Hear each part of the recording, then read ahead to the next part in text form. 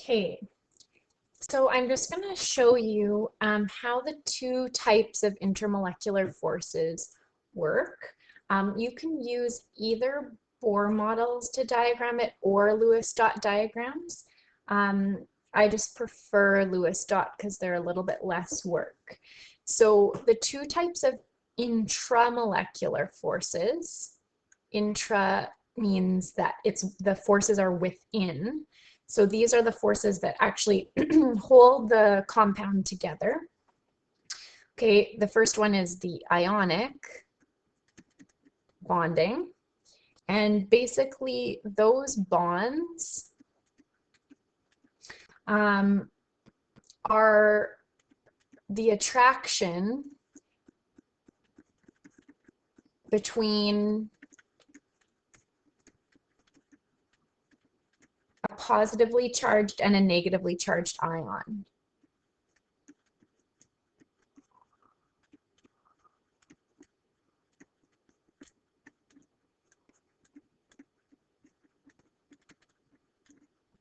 Okay, so what does that actually look like?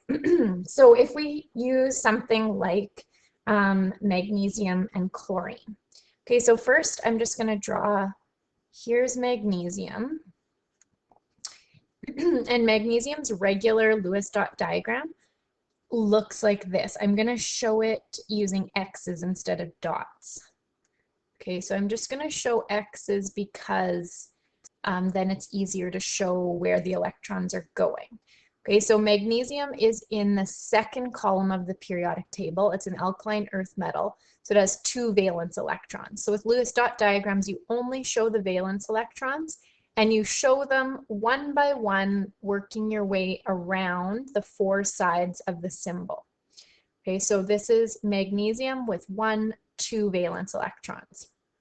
Okay, chlorine is a halogen, and halogens have 7 valence electrons. So I'm going to show chlorine's arrangement of valence electrons with dots. So with 7, what I would do is start at the top and work my way around until I have 7. Okay, so that's the situation we have. So when these two elements come together to form an ionic compound, what happens is they want to achieve stability.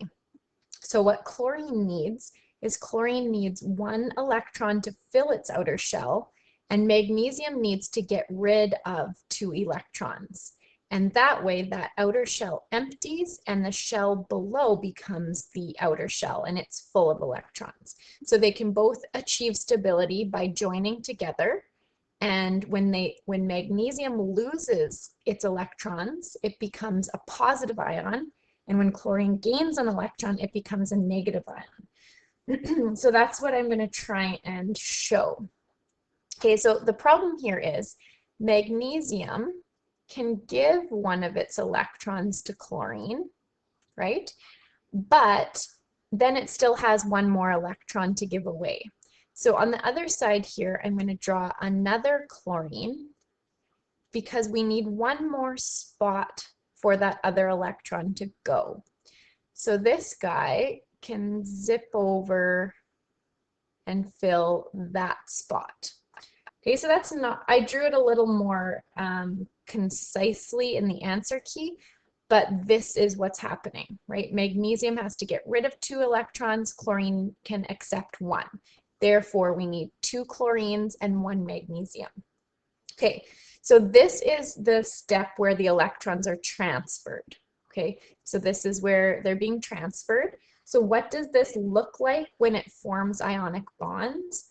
Well, if we just kind of arrow over, the next, when these come together to make an ionic compound, we can show chlorine, okay, and I'm going to show, even though I placed the electron over here, I'm just going to show that last spot filled here just to show how they join together. Okay, it really doesn't matter, but we'll just do that. Okay, So this now has a -1 charge because it's gained an electron. Magnesium has lost both, so I'm just going to show it empty. It now has a +2 charge, and the other chlorine, I'll put its extra electron there. And again, that really doesn't matter. I'm just showing it that way to kind of keep it neat and tidy. Okay, so because this is positively charged and this is negatively charged, these two attract and these two attract. So these are the ionic bonds that hold this together into a compound. So I'm just going to say ionic bonds. Okay, so it's the attraction between positive and negative, and that attraction holds this compound together. So that's one type of intramolecular force. The second type is covalent bonding. Okay, so here bonds are formed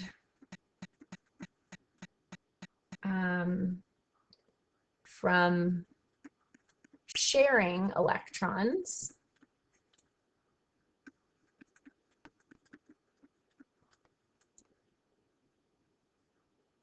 Okay, so what does that look like?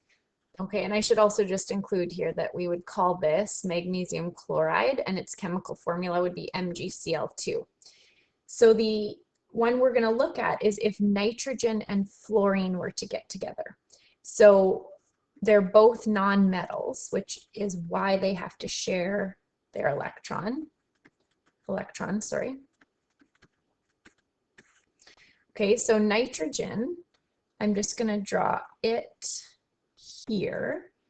And nitrogen, I'm going to draw with X's. So nitrogen has 5 valence electrons. Okay, so that's nitrogen. And fluorine has 7. And I'll draw fluorine with dots. Oops, one too many dots. Okay, so that's normally what their Lewis dot diagrams look like. So now if they're going to get together into a compound where they're sharing their electrons, okay, what you can see is fluorine has 3 pairs of electrons and then one that's not in a pair. Okay, nitrogen has 1 pair and 3 unpaired. So what they want to do is the unpaired ones want to get together with other unpaired electrons to make a pair, and they share that pair of electrons between them. So you can tell how many fluorines are needed here because each time nitrogen has an unpaired electron, you're going to need a fluorine to make a pair. Okay, so the way I'm going to show that is I'm going to put nitrogen here. Okay, and we'll show it like this. And then fluorine, we're going to put a fluorine here, here, and here to make up those unpaired electrons. Because fluorine has, we're going to jam these really close together on this side. And you can do this on any side just to make your diagram nice.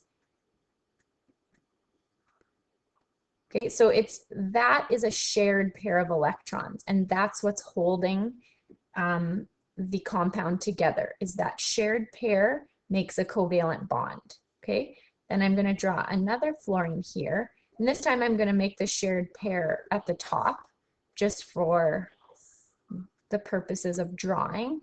And the third is going to go here, and I'll put the shared pair on this side.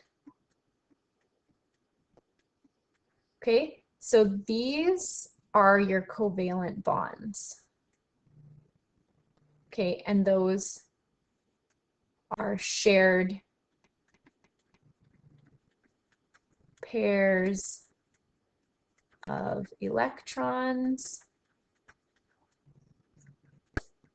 covalent bond. Okay, so hopefully that helps you understand my diagrams. If you have any other questions, please let me know.